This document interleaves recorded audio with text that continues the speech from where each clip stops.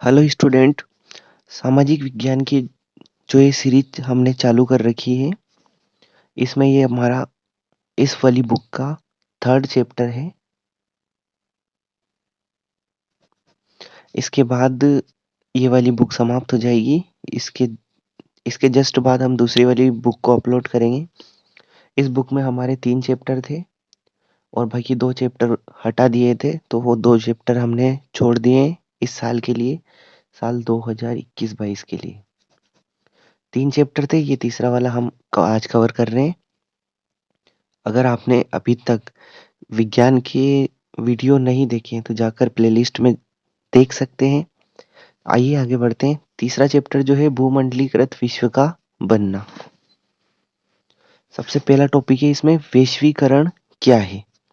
तो यह एक आर्थिक प्रणाली है जो 50 वर्षों में उभरती है, जिसमें व्यापार का इतिहास, प्रवासन और लोगों को काम की तलाश और राजधानियों की आवाजाहियों का सामना करना पड़ता है। आगे देखें, पूर्व आधुनिक दुनिया में वैश्वीकरण। अभी आधुनिक दुनिया में वैश्वीकरण किस प्रकार से है, तो दुनिया के विभिन्न देश व्यापार और विचारों तथा संस्कृति के आदान प्रदान के कारण एक दूसरे से जुड़े हुए हैं। आजकल हम भी देखते हैं। आधुनिक युग में आपसी संपर्क तेजी से बढ़ा है। अभी जो आधुनिक युग जो चल रहा है, इसमें आपसी संपर्क जो है वो बहुत तेजी से बढ़ा है। सिंधु घाटी सभ्यता में भी विभिन्न देशों के मध्य आपसी संपर्क हुआ करता था। बहुत से साक्ष्य इससे मिले हैं जो ये बताते हैं कि सिंधु घाटी सभ्यता में इसमें भी आपसी संपर्क बहुत अच्छा हुआ करता था।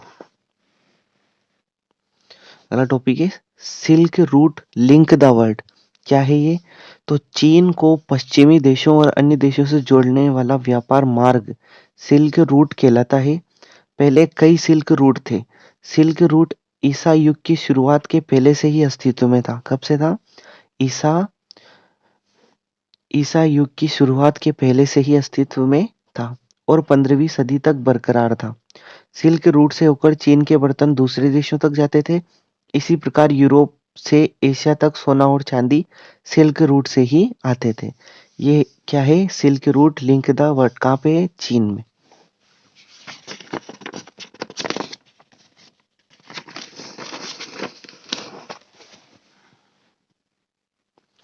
अगला है सिल्क रूट के रास्ते ही ईसाई, इस्लाम और बौद्ध धर्म दुनिया के विभिन्न भागों तक पहुंच पाया था।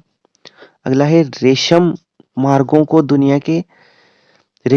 को दुनिया के सबसे दूर के हिस्सों से जोड़ने वाला सबसे महत्वपूर्ण मार्ग कौन सा है? सिल्क रूट मार्ग है। यह रूट दुनिया के विभिन्न हिस्सों के बीच व्यापार और सांस्कृतिक संबंधों का बड़ा स्रोत है। आइए देखते हैं भोजन की यात्रा। भोजन की किस प्रकार से यात्रा हुई, यानी कि एक देश से दूसरे देश में किस प्रकार से फैला।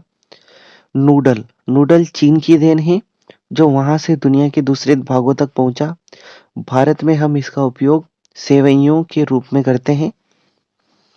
आज के कई आम खाद्य पदार्थ जैसे आलू, मिर्च, टमाटर, मक्का, सोया, मूंगफली यूरोप में तब आए जब क्रिस्टोफर कोलंबस ने अमेरिकी महाद्वीपों की खोज की। आलू के आने से यूरोप के लोगों की जिंदगी में भारी बदलाव आए।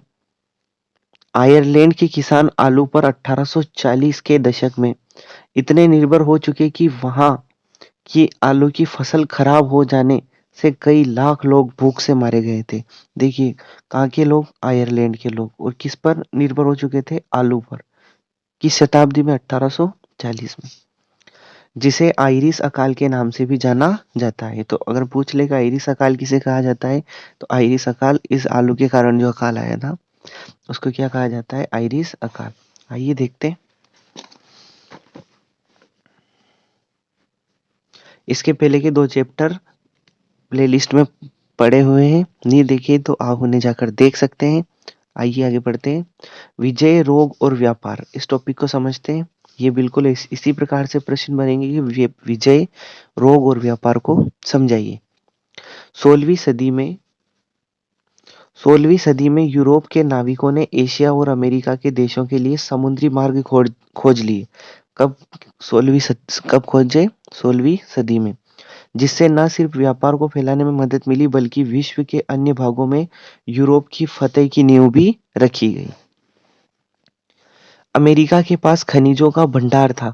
इस महाद्वीप में अनाज भी प्रचुर मात्रा में था, जिनके निर्यात ने अन्य भागों के लोगों का जीवन पूरी तरीके से क्या कर दिया, बदल दिया।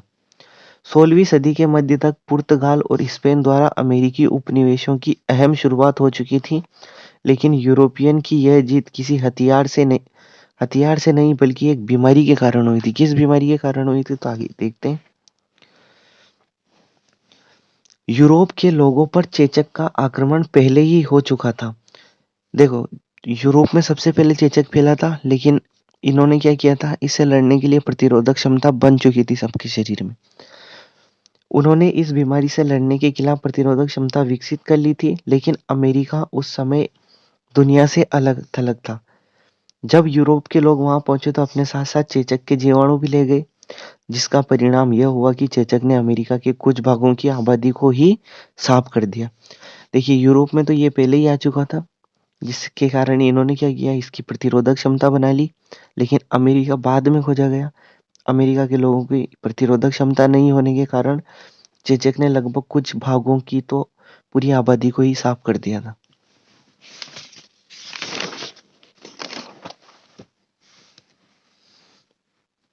आगे देखते हैं, यूरोपियों का अमेरिका की ओर प्रस्थान। 19वीं सदी तक यूरोप में कई समस्याएं थी, जैसे गरीबी, बीमारी और धार्मिक टकराव। धर्म के खिलाफ बोलने वाले कई लोग सजा के डर से अमेरिका भाग गए, जिन्होंने अमेरिका में मिलने वाले अवसरों का भरपूर इस्तेमाल किया, जिससे उनकी काफी तरक्की हुई। देखते हैं, विश्व अर्थव्यवस्था का उदय किस प्रकार से हुआ। 18वीं सदी के आखिरी दशक तक ब्रिटेन में कॉर्न लॉ, इस कानून के तहत कोई भी देश अपने भोज्य पदार्थ को ब्रिटेन निर्यात नहीं कर सकता था। क्या था कॉर्न लॉ, कि कोई भी देश नहीं कर सकता था। कहाँ पे, ब्रिटेन में। जैसे ही ब्रिटेन में जनसंख्या बढ़ी तो भोजन की मांग भी बढ़ी, जिसकी वजह से कृषि आधारित सामानों की मांग में भी क्या हुई, वृद्धि। इससे पहले कि ब्रिटेन में भूखमरी आती, सरकार ने कॉर्न लॉ को क्या कर दिया, समाप्त कर दिया। इस कॉर्न लॉ को क्या कर दिया, हटा दिया, जिसके फलस्वरूप अलग देश के व्यापारियों ने ब्रिटेन में भोजन का निर्यात किया और भोजन की कमी में क्या आया, फिर बदलाव आया और विकास होने लगा। अगला देखते हैं, कॉर्न लॉ हटने के प्रभाव क्या है, समझाइए। इस प्रकार से प्रश्न बन सकता है। अर्थात ब्रिटेन में जिस भाव पर भोजन का उत्पादन होता था, उससे कई सस्ते दर पर उसे आयात किया जा सकता है। ब्रिटेन के किसानों द्वारा उगाए जाने वाले अनाज इस स्थिति में नहीं था कि सस्ते आयात के आगे टिक सके। अगला है, देखिए, ये कॉर्न लॉ प्रभाव जो हटा था उसके क्या क्या परिणाम हुए थे।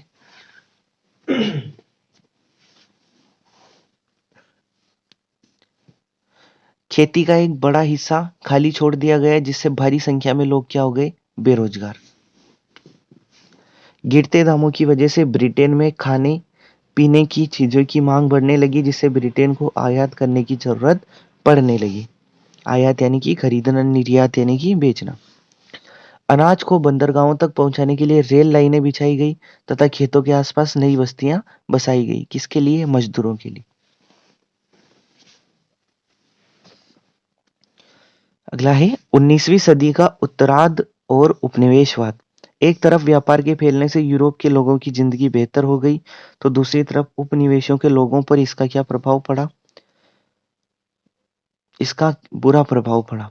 1885 में यूरोप की बड़ी शक्तियां बर्लिन में मिली और अफ्रीकी महाद्वीप को आपस में बांट लिया, जिसके कारण नक्शे में एक सीधी रेखा बन गई।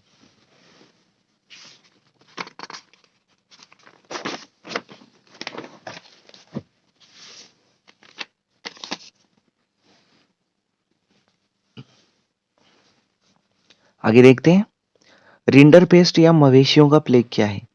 रिंडरपेस्ट मवेशियों में होने वाली एक बीमारी है। इससे पता चलता है कि किस प्रकार एक बीमारी ने किसी भूभाग को किस प्रकार कोई भी एक बीमारी किसी भूभाग को किस प्रकार प्रभावित कर सकती है। तो देखते हैं, रिंडरपेस्ट का अफ्रीका में आगमन 1880 के दशक के आखिर में हुआ। यह बीमारी उन घोड़ों के साथ आई थी जो ब्रिटिश एशिया से लाए थे।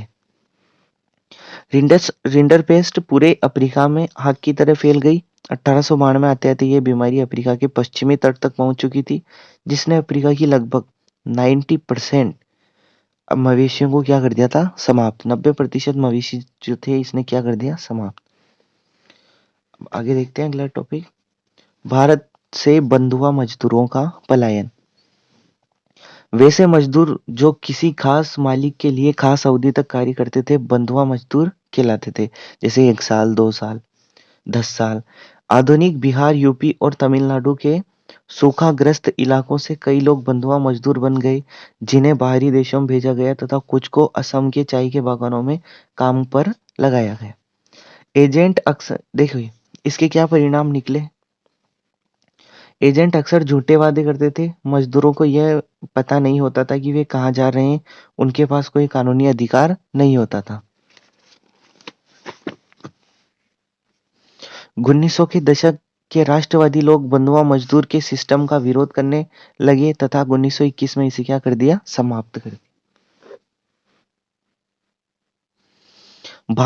भारतीय प्रेरित श्रमिकों के प्रवास का कारण, क्या कारण है भारतीय प्रेरित श्रमिकों के, तो यह अधिकतर पूर्वी प्रदेश, बिहार, मध्य भारत, तमिलनाडु से आए थे। 19वीं शताब्दी में इंडेंट्योर को गुलामी की एक नई प्रणाली के रूप में वर्णित किया गया और भारत में कई सामाजिक परिवर्तनों का एक अनुभव हुआ, जिसे कुटीर उद्योग में गिरावट आई, भूमि के किराए में वृद्धि हुई, खानों और वृक्षारोपण के लिए भूमि की मंजूरी दी गई। आगे देखते हैं, द इंटर वॉर इकोनॉमिक क्या है। प्रथम विश्व युद्ध यूरोप में लड़ा गया था। इस समय के दौरान दुनिया ने आर्थिक, राजनीतिक अस्थिरता और एक दयनीय युद्ध का अनुभव किया था। हुआ ही था इसमें बहुत नरसंहार। आगे देखते हैं, प्रथम विश्व युद्ध दो पावर ब्लॉक के बीच लड़ा गया था, एक और ब्रिटेन, फ्रांस, रूस और बाद में अमेरिका तथा विपरीत और जर्मनी, ऑस्ट्रिया, ओटोमान व तुर्की थे। यह युद्ध कितने वर्षों तक चला था, 4 वर्षों तक चला था।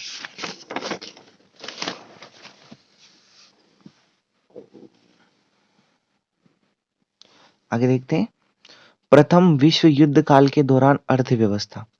पहले विश्व युद्ध ने दुनिया को झकझोर के रख दिया। लगभग 90 लाख लोग मारे गए थे और 2 करोड़ लोग घायल हुए थे। मरने तथा घायल होने वाले वे लोग थे जो आर्थिक उत्पादन में महत्वपूर्ण भूमिका निभाते थे, जिससे यूरोप में सक्षम शरीर वाले कारीगरों यानी कि नई पीढ़ी जो थी वो बिल्कुल खत्म हो चुकी थी। ज्यादातर पुरुषों को युद्ध में शामिल होने के लिए बाध्य होना पड़ा, लिहाजा कारखानों में महिलाओं को कार्य करने के लिए आगे आना पड़ा। इस युद्ध के बाद दुनिया की कई आर्थिक बड़ी शक्तियों के मध्य संबंध टूट गए। ब्रिटेन के युद्ध के खर्चे उठाने के लिए ब्रिटेन को कर्ज लेना पड़ा था, किससे, अमेरिका से, जिससे ये कर्जदार हो गया, जिससे अमेरिका अंतर्राष्ट्रीय कर्जदार से अंतर्राष्ट्रीय साहूकार बन गया।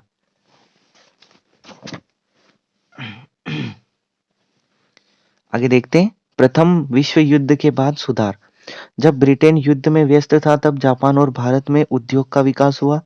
युद्ध के बाद ब्रिटेन को अपना पुराना दबदबा कायम करने में परेशानी होने लगी तथा यह भारी कर्ज में डूब गए। किसके बाद, प्रथम विश्व युद्ध के बाद।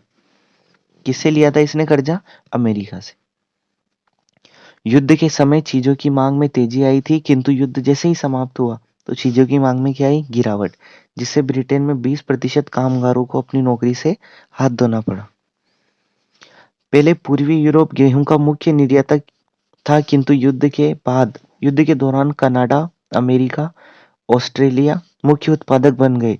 युद्ध खत्म होने के बाद बाजार में गेहूं की अधिक खेप आ गई, आएगी सही, क्योंकि पहले यूरोप था, फिर यूरोप युद्ध के दौरान बंद हो गया था। वापस से जब यूरोप में गेहूं का उत्पादन होने लगा तो गेहूं की अधिक खेप आ गई, जिससे कीमतों में गिरावट आई और ग्रामीण अर्थव्यवस्था में क्या आ गई, तबाही आ गई।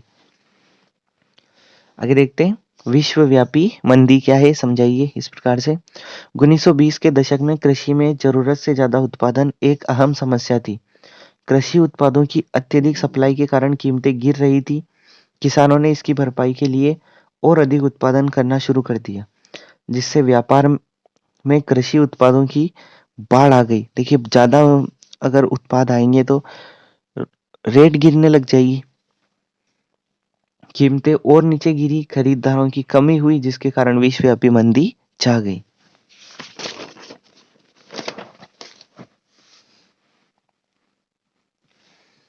आइए देखते हैं आर्थिक मंदी और भारत।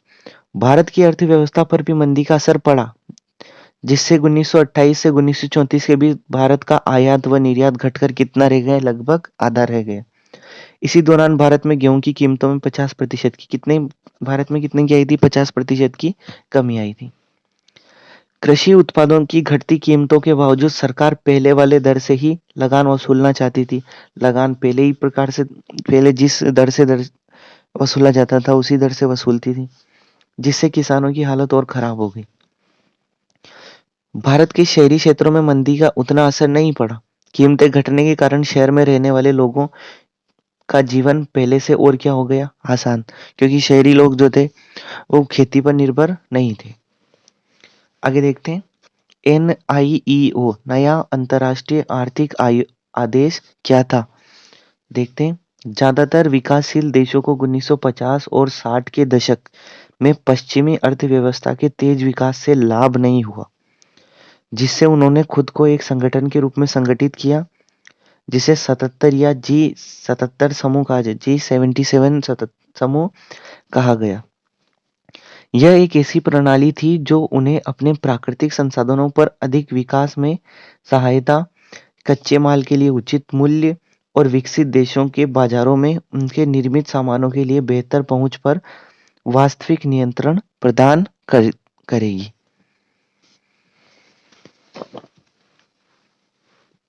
आइए देखते हैं चीन की नई आर्थिक नीति। चीन जैसे देशों में मजदूरी बहुत कम थी। चीनी अर्थव्यवस्था की कम लागत वाली संरचना ने इसके उत्पादों को सस्ता कर दिया। चीन, देखिए अभी हम भी देखते हैं चीन के जो उत्पाद हैं वो बहुत सस्ते हैं। चीन बहुराष्ट्रीय कंपनियों के लिए निवेश का एक पसंदीदा स्थान बन गया। चीन की नई आर्थिक नीति विश्व अर्थव्यवस्था की तरह तह में लौट गई। तो ये जो हमारे थे, ये सामाजिक विज्ञान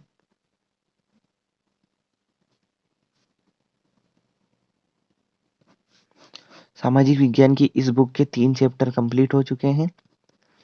अगर इससे पहले वाले नहीं देखें तो प्लेलिस्ट में जाकर देख लीजिए, प्लेलिस्ट बनी हुई है इस बुक की। इसके बाद हम नेक्स्ट बुक लेंगे जिसमें हमें 5 चैप्टर पढ़ने हैं और 2 चैप्टर छोड़ने हैं। तो वो वाली बुक भी हम जल्दी स्टार्ट करेंगे। तब तक के लिए मिलते हैं। और अगर विज्ञान विषय की जो वीडियो आपने नहीं देखे हैं तो आप जाकर प्लेलिस्ट में देख सकते हैं। धन्यवाद दोस्तों।